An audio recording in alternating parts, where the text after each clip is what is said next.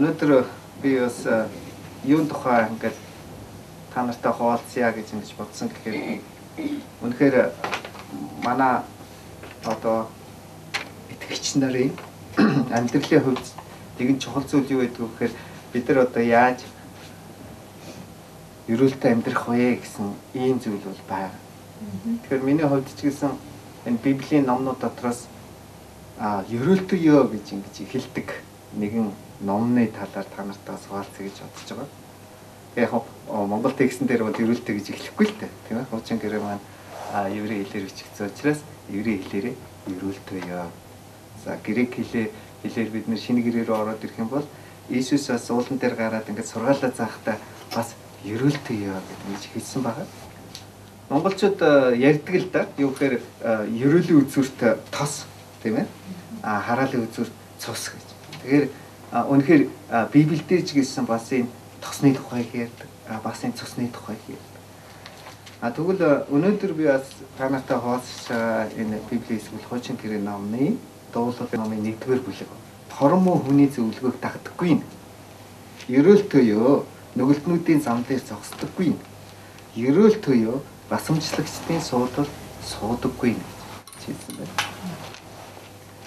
Тэгээд цаашаа тэр ерөөлөд үргэлжилж байна. Ерөөлтэй ёо эзний хуулинд баярлаж тэр хуулийг өдөр шөнөгүй тунгаагч нь. Тийм ээ. Тэгээд цаашаа үргэлжилж байна. Ерөөлтэй ёо тэр нь урсгал усны дэрг тарьсан мод атал билээ. Тэр мод цагтаа үр жимсээ ургуулдаг бөгөөд навчсан хатдаггүй. Тэр хүний үйлс бүхэн нь үлзийтэй. Амен. Тэгвэл би та нараас асууад та нар асуухдаа юу гэж ямар асуулт асуумаар байна гэхээр та нар одоо үйлс бүхэн чинь үлзийтэй байхыг хүсэж гэнэ үү гэдэг үг. Хүсэж гэнэ гэж тэгэн шүү дээ тийм ээ. Тийм үү. Эсвэл та нар ингээд амар юм ерөөлтэй баймаар байна уу гэж тэгвэл өдөр ерөөлтэй баймаар байна гэж бүгдээрээ тэгэн тийм үү. Эсвэл та нараа одоо баяр хөөртэй баймаар байна уу гэж баяр хөөртэй баймаар байна гэж. Гэтэл магадгүй бид нар ингээ байгаа байдлаа ч юм уу амьдралаа аваад харуул эсрэг байж магадгүй тий. Юу гэвэл миний ажил ус бүтэхгүй байна. Миний үйлс одоо ер нь одоо үлзийтэй буюу бүтэмжтэй биш байна. Эсвэл би одоо магадгүй баяртай юм уу жаргалтай биш байна гэж одоо бодит амьдрал дээр тийм байж магадгүй. Тэгвэл цөмөрөө бас энэ 1-р дуулал номыг хамтдаа харах юм бол энэ дээр нэгэн одоо эсрэг тесрэг зүйлийг гаргаж хэлсэн байна. Эсрэг тесрэг зүйл гэдэг маань хар гэвэл цагаан гэдэг шиг тийм ээ.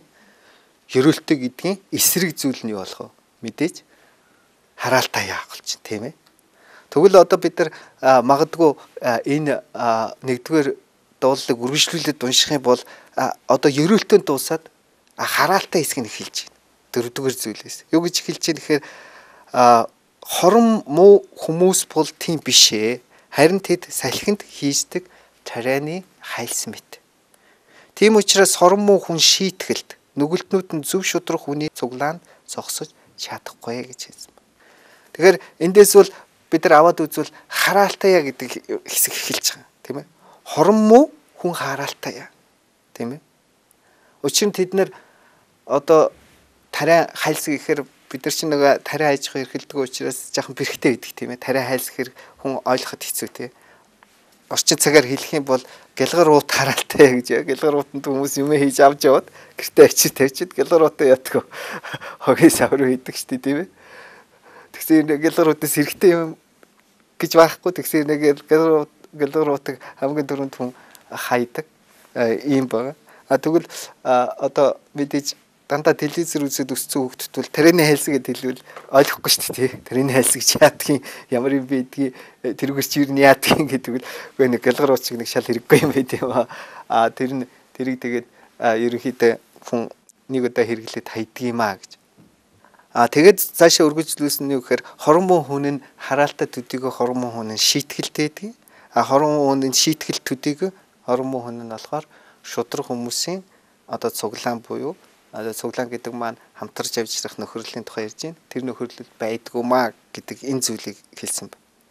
Тэгэд эцэст нь дахиад одоо энэ эсрэг тесрэг зураглалыг нэлээд тодруулж өгч байгаа. Тэгээд тэрний юу гэхээр одоо зөв шудраг хүний замыг эзэн мэддэг, харин хорон муу хүний зам сөнөх болно гэж. Тийм ээ. Зөв шудраг хүн нь ерөөлтөй, хорон муу хүн нь хараалтай яа гэж. Ингэж одоо эсрэг тесрэг юм зураглал хийж гисэн ба. Ийм болохоор би өнөөдөр та нартай бол юун тухай хуваалцъя гэж бодсон гэхээр ерөөлтөй амьдрахын нууцын тухай бас хуваалцъя гэж ингэж бодсон.